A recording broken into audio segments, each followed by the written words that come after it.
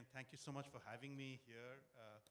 Some of you who've been attending this conference over the last few years have probably got used to seeing me over here, and I've got used to seeing you over here as well. We meet once a year and sometimes maybe more often. Uh, I'm going to take this opportunity to talk a little bit about internet governance because I look at how the internet has grown over the last 25 years and the impact it has on our lives, no different from, let us say, the water we drink or the air we breathe. You know, we all want to drink clean, safe water, and we all want to breathe unpolluted, clean air. You know, there's so much that goes on trying to get these two things right. And the internet is quite the same.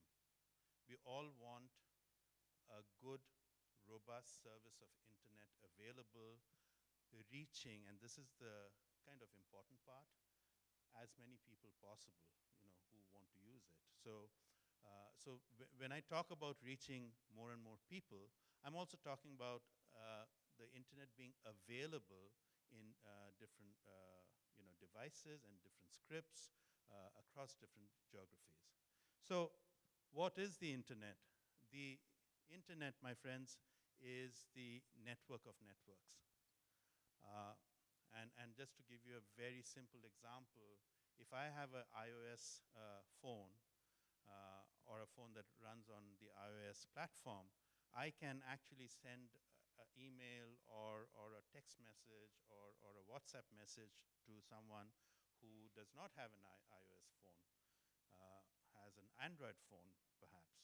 And this message goes through, it kind of goes through switches across the country, and if the person I'm sending this message to is not based in the same geography, it actually goes possibly on an undersea cable and reconnects at the other end, all in a fraction, in milliseconds. All of this is happening in milliseconds. Okay. Now, who runs this network of networks? Who does some of these critical, functions? Uh, all of that are matters of internet governance. Uh, I understand later this morning, Dr. Ajay Data, Ms. Amrita Chaudhary will be joining me, and we're going to be talking some more about internet governance. But the point I wanted to leave with you at the beginning of the day today is that if you look at the number of users of the internet, across the globe, over 4 billion people are connected on this platform.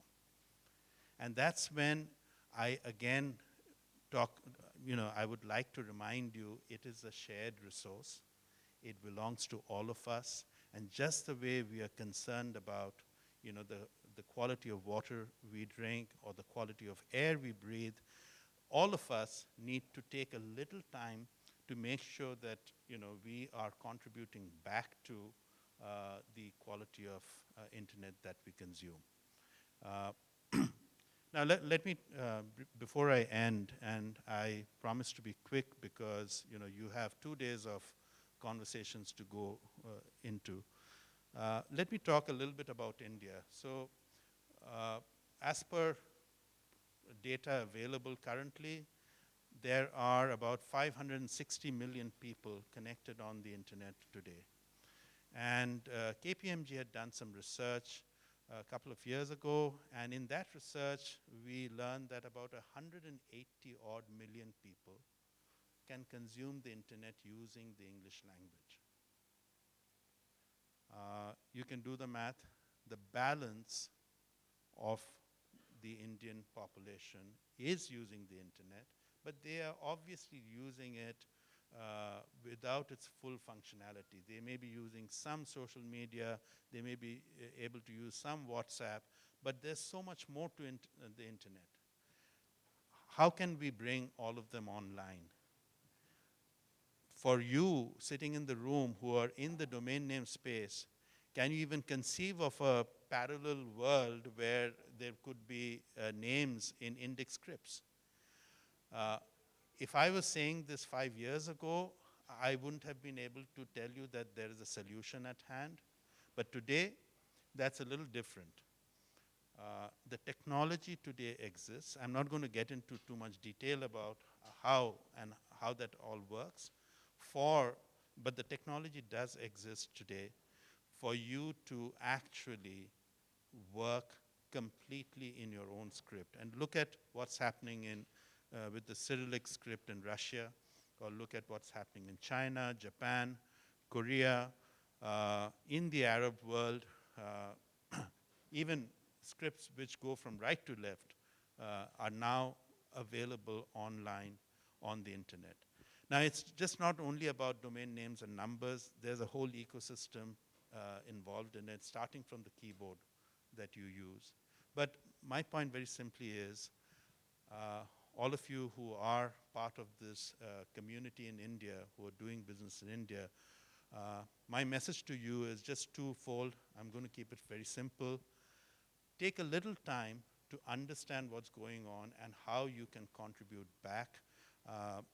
And it doesn't need to be, it all depends what you want to do. And if you want to learn more about it, Amrita is here, I'm here, Manmeet, our champion, is here. Where is Manmeet? Where's the champion? Okay, he's outside. All right. And there are several others who have been involved in internet governance.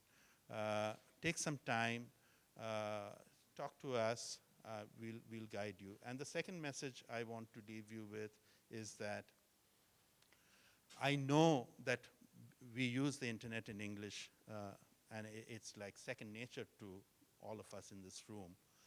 But just try to imagine what it would be to use it in another script that you possibly speak. Some of you probably speak Telugu, Tamil, or Kannadiga, or I speak Bangla, some of you speak Hindi.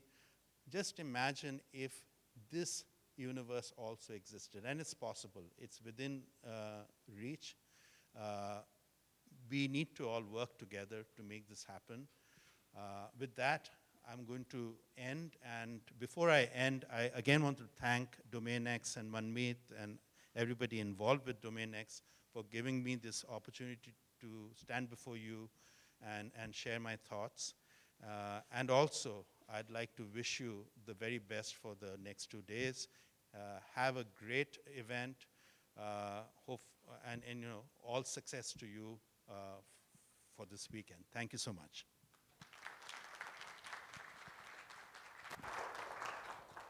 So we might have some questions for you. So if I could just request you stay on stage for a couple of minutes. Yeah. I think before the audience, are there any questions which we can take immediately? I know we are going to have a longer panel on internet governance a little later, so probably they'll reserve the questions for that.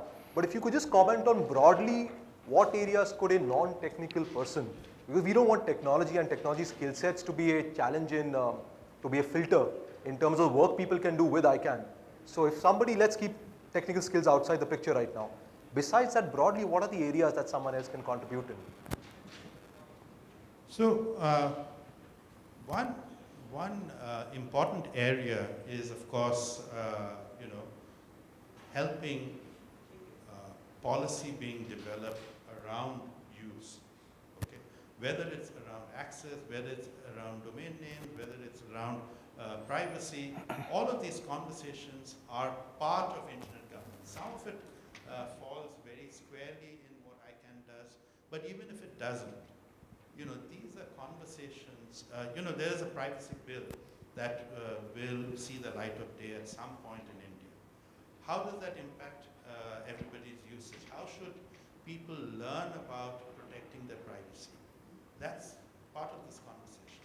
I mean, my point very simply is you don't need to necessarily always keep ICANN in mind. You need to keep your usage of internet in mind. And the global structure will absorb your participation. It could be ICANN, it could be IETF if you're technical, it could be the Internet Society. There are many avenues. So there are spaces for users to contribute. Absolutely. These are not people who have PhDs on internet, for example, or on technology. Exactly. In fact, the users come first in that sense. So the demand for something good, something better, something different comes from the users. Technology may or may not exist. Technology can be created, but the users need to create the demand. Thank you, sir. I think there's some questions for you. Sir, how does There's a mic coming your way. Yeah. Yes, sir. So as the new movies policy is coming up, so what will be the how it will be different from the existing WHOIS policy? Like domainers are always interested to look into the WHOIS if they want to sell the domain name. So how it will affect them? So the WHOIS as we knew it does not exist anymore. Okay, and this change took place last year when the GDPR in Europe got enacted, the General Data Protection regulations. We've started something called the RDAP, which gives what we call thin data. Some information is available, and I think there is enough debate going on to figure out how best to access additional information. Of course, for law enforcement purposes or for cybersecurity reasons, there will be channels. But I think you need to step back and look at this question from another perspective. When the internet was created, it was about easy access. And that's why in 25 years, you've got 4 billion people online. Today, and at that time, there was no concept of bad actors. Today, our perception of the internet has also changed. It's mature, okay? So if you look at what's happening even in the technology space, there are new kind of applications on the DNS which are being developed to create more security, more privacy. Okay, how they will play out, I cannot predict. But right now we are in that transitionary phase, going from a very open information available to some kind of restricted data in terms of personal information and so on and so forth. So some of this will have to play out in the marketplace and see how the market responds and how people want it to work. But again, going back to Gaurav's earlier question, this is exactly an area of internet governance that people can participate in and try and create the right framework for this engagement. Thank you. Okay, can I have one? Hi, John. Sorry. Samiran, I just had a quick question. I guess the governance for any public good, be it water or clean air or in this case the internet, its success depends a lot on participation and political will. So I guess you've been involved with ICANN for a long, long time. I just wanted your opinion. Are we in safe hands? Are we in safe hands? Are we getting the right level of participation? Are we getting involvement from a broad enough representation across all drivers that you go to bed at night and not worry too much about how the internet will look like tomorrow or in 10 years or 20 years time? No, John, that you actually touched upon some very interesting points over here. Are we in safe hands, and is there enough involvement and participation? And they're both related, and I need to be very careful how this comes out, because I've not practiced this. But we need more participation. So let's start with the participation. The epicenter of the internet has moved to the Asia-Pacific region, and that's reality. Okay, I was at a technical conference 2 months ago in Bangkok, and one of the network operators in India came and said, across the network, we resolve 10 million queries a second. 10 10 million queries a second. So this is actually turning out like more like a joke, you know, the Chinese guy and the Indian guy walking to the bar. So it's one of those. So the Chinese gentleman in the room says that, you know, we do 30 million. Okay? These are new realities. These are new realities. Why is it a new reality? Look at it from the equipment perspective. You have core infrastructure equipment which is able to network and handle this. Look at it from the governance part. Okay, all of these are new realities. But when it comes to creating policies, we don't have enough Asians participating.